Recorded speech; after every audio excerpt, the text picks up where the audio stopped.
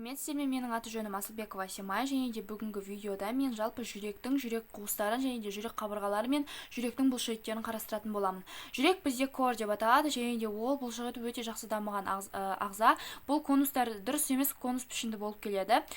Жүректің біз екі бөлігін ажыратамыз, ол ұшы апекс кордикс және де артқы жалпайған беті базис кордикс деп ажыратамыз. Және де екі бетін, бірінші көкеттік бетін фасис диафрагматика және де екінші алдыңғы жоғарғы, яғни төс қабырғалық бетін фасис стернокасталис ажыратамыз. Сонымен қатар бұл жүрекшеде бізде бірнеше яғни жүлгелер орналасқан. Бірінші сулкус корониус деп аталады, ол жүрекше мен қарыншаны бір-біріне бөліп тұрады. Одан кейін қарынша аралық жүлгелер сулкус интеркасталис кордис постериор, және мына қарап отырғанымыз, және де сулкус интеркасталис кордис антериор артқы жағынан тұрады. Жалпы біз білеміз, жүрекшелердің төрт қуысын ажыратамыз. Ол бізде оң жүрекше, сол жүрекше және де оң қарынша, сол қарынша, яғни атриум декструм, атриум синструм және де ventriculis dexter et sinisтерді ажыратамыз.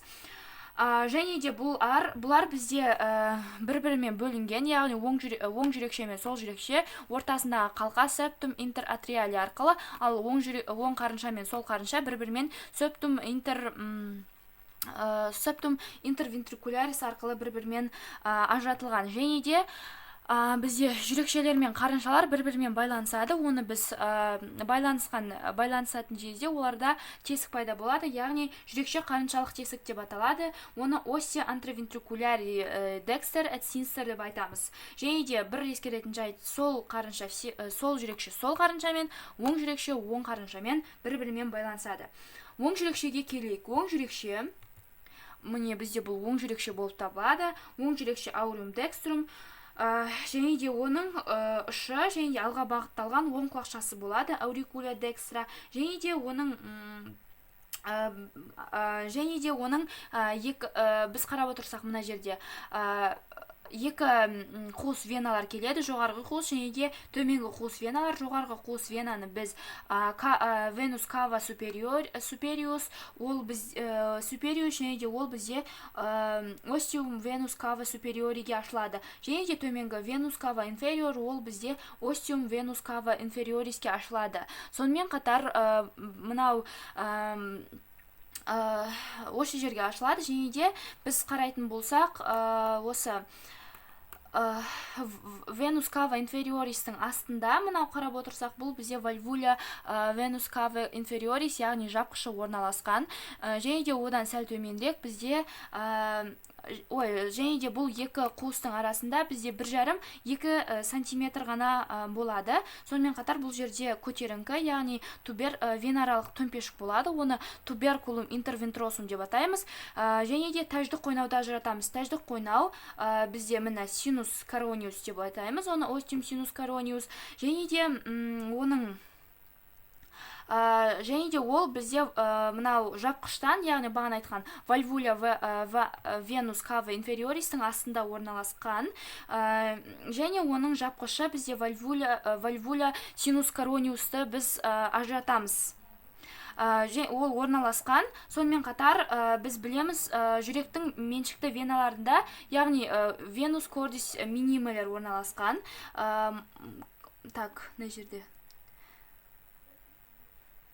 Және де оларға сәйкес форамина венарум минималар орналасқан. Сонымен қатар бізде фосса авалисті ажыратамыз. Ол ортасындағы шұңқыр, онда форамина авалис орналасқан. Және де ол жалпы ұрықтық даму кезінде бізде оң жүрекшені сол жүрекшемен бір-бірімен байланыстырған болып келеді. Және де оның жиегі люмбус фосса авалисті, мынау тұрған жиегі люмбус фосса авалисті ажыратамыз. Және де мынау кедір-бұдырлы жерді қарап тұрсаңыздар, бұл жерде бізде қырлық бұлшықеттер мускулус пектинилер орналасқан. Және де сулкус терминалис шекаралық жүлгені ажыратамыз. Бұл бізде жалпы оң жүрекше болып келеді. Оң жүрекше, және де екінші оң қарыншаны қарастырайық. міне оң қарынша біз жаңа айтқан жүрекше мен қарынша бір-бірінен остео антровентрикулярис декстер арқылы бөлінген. Біз оң қарыншаны вентрикулус декстер деп атаймыз, және де оң қарыншаның пішіні жалпы дұрыс емес пирамида пішінді болып келеді, және оның ұшы төмен және де солға қарай кішкене қараған болып келеді. Біз жаңа айтқанда оң қарынша мен сол қарынша септум интервентрикуляри арқылы байланысқан, және де оң қарыншаның екі бөлімі бар. Олар кең, яғни кең бөлігі, және де тар алдыңғы бөлімдерін ажыратамыз. Және мына жаққа қарайтын болсақ, остеум антровентрикулярис недегі мынау жармалы қалқалар, олар осы неге кіріп тұрады? Қарыншаға кіріп орналасқан болып келеді, және де бұның ең негізгі қызметі жүрекшеден келген қанды қарыншаға жіберіп, қарыншадан қайтадан артқа қарай жүрекшеге қан жібермеуді қамтамасыз етеді. Сонымен қатар біз мына жердегі суреттен қарайтын болсақ, бізде оң қарыншаның мынау қалқаларын айтамыз, оны вальва трикупит деп атаймыз, немесе оны вальва антровентрикулярис декстра деп атаймыз. Екінші аты вальва трикупит. Оның үш жармасын ажыратамыз. Ол бірінші қылқалық жарма, мына тұрған алдыңғы және де артқы жармалар. Оның ішіндегі ең үлкені бізде осы куспис септалис болып келеді, және де одан кейінгі кішілігі бойынша куспис постериор, және де ең кішісі куспис антериор болып келеді, және де оның сыртын біз қарайтын болсақ, не қаптайды? Сыртында мынау жиегін қарайтын болсақ, анулус фибросус декстер болады. Және де сонымен қатар біз осы жармаларға мынау куспис постериор мен куспис септалистің арасында бізде тістік қатпар орналасуы мүмкін. Одан кейін бізде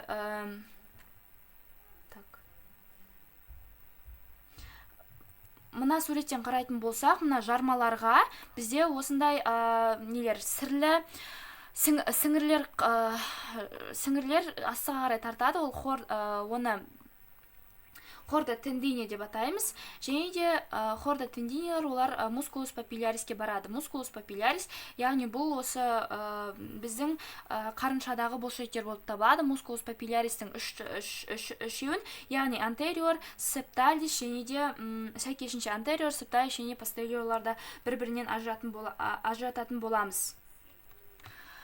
Келесі мына суретке қарайтын болсақ, ол өкпе сабауына, біз білеміз, жүрек өкпе сабауына кішкене кіріп орналасқан, және де бізде остеум трунципульмониус болады, және де ол трункис пульмониуске кіріп орналасқан, және де мұндағы қалталарда ажырататын боламыз. Және де осы жапқыштарды ажыратамыз. Бұл жапқыштар жарты тәрізді жапқыштар вальвуля семилунари бірінші оң, және де сол, және де алдыңғылары. Сонымен қатар олардың ұшында мына жерде қарайтын болсақ, біз түйіншектерді көріп тұрмыз. Бұл түйіншектерді надули вальварум семилунари деп атаймыз, және де оның жапқыштық ұяшықтарына ажыратамыз. Жапқыштық ұяшықтары бізде лунари вальварум семилунари, яғни оның жапқыштарын бір-бірінен ажыратамыз. Бұл бізге не үшін керек? Себебі өкпе сабауына қан кетіп қалмау үшін керек болады. Келесі бұл бізде сол жүрекше мен сол қарыншаны ажыратамыз.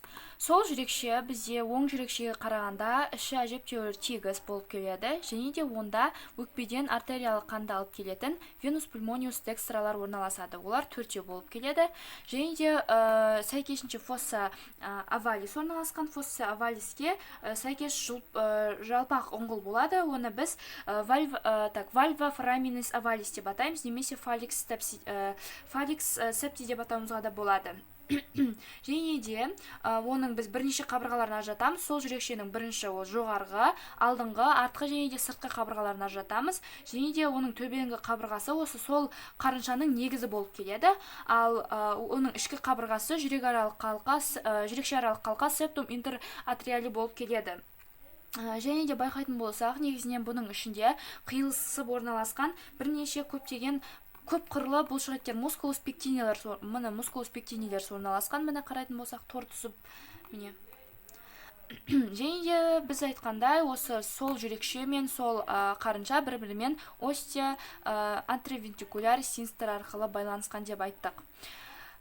Сол жүрекшеге келетін болсақ, оны ventricular синстер деп атаймыз. Бұл жүрекше ұшы апекс кардик, және де бұл қарынша негізінен оң қарынша қуысына қарағанда өте жіңішкелеу болып келеді, және де ұзынырақ. Оның ұшы апекс кордексті құрайды.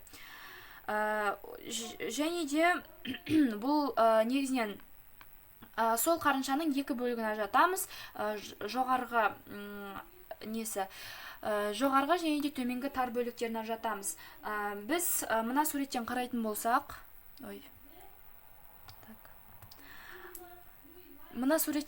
болсақ, бізде жалпы сол қарынша бізде аорта, остеум аортамен байланысады. Ол қалай? Бір-бірімен олар аорталық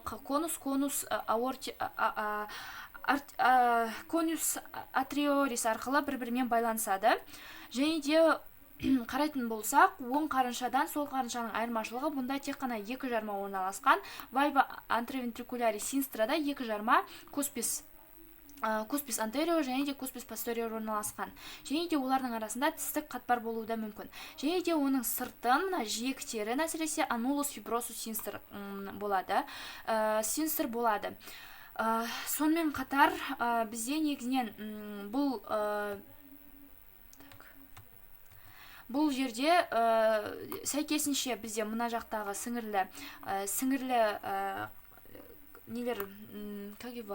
сіңірлер болады. Олар бағана жармалардан шығады да астына қарай жүріп, негізінен бізге мускулус папиллярис антериор мен постериорға жалғасады, бірақ олардың ортасында міне қарайтын болсақ, екі шарбақтар болады.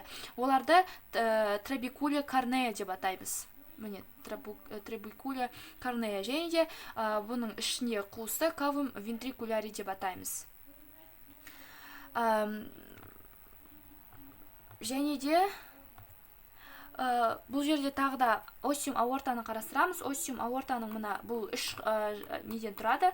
Үш жармадан. Ол бірінші вальвуля семилунари синстра, вальвуля семилунари декстра, және де вальвуля семилунари постериор. Бұлар қатты қалың болып келеді, және де бұл жармалар жарты айтарызды үшеу болып келеді.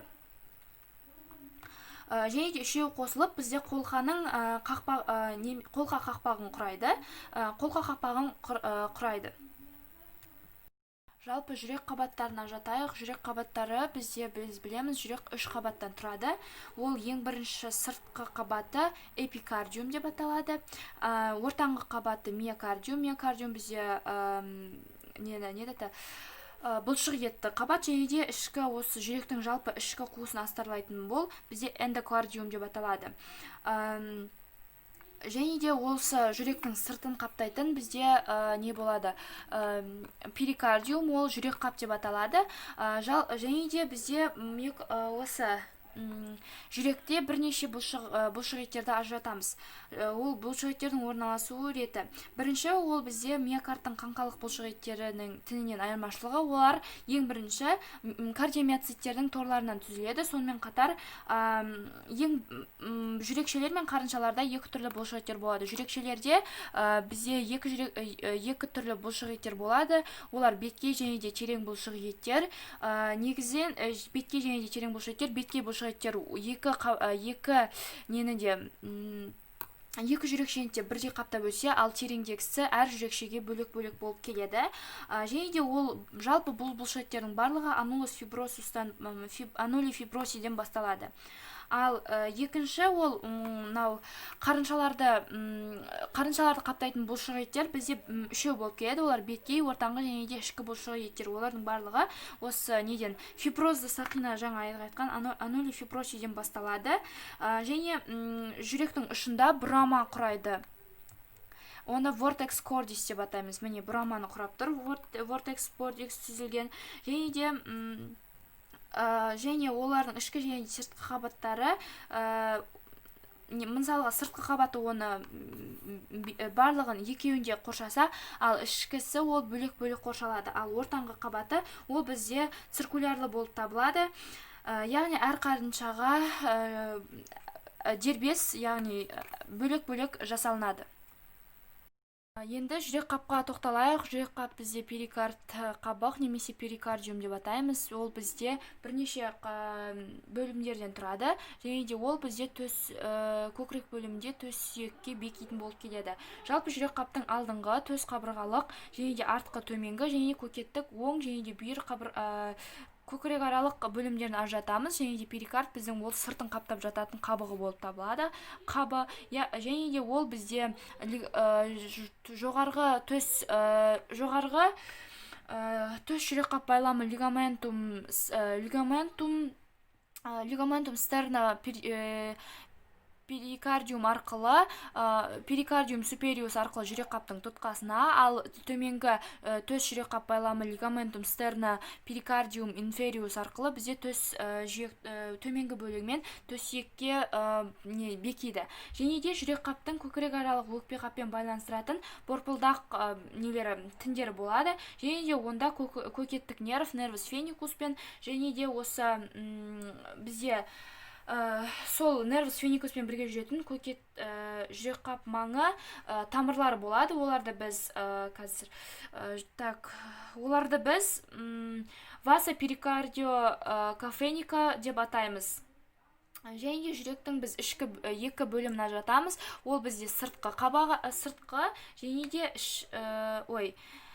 екі бөліктен тұрады. Ол ішкі сірлі қабаты, оны біз перикардиум серосум және де сыртқы қабаты перикардиум фиброзы қабаттан тұрады. Жалпы негізінен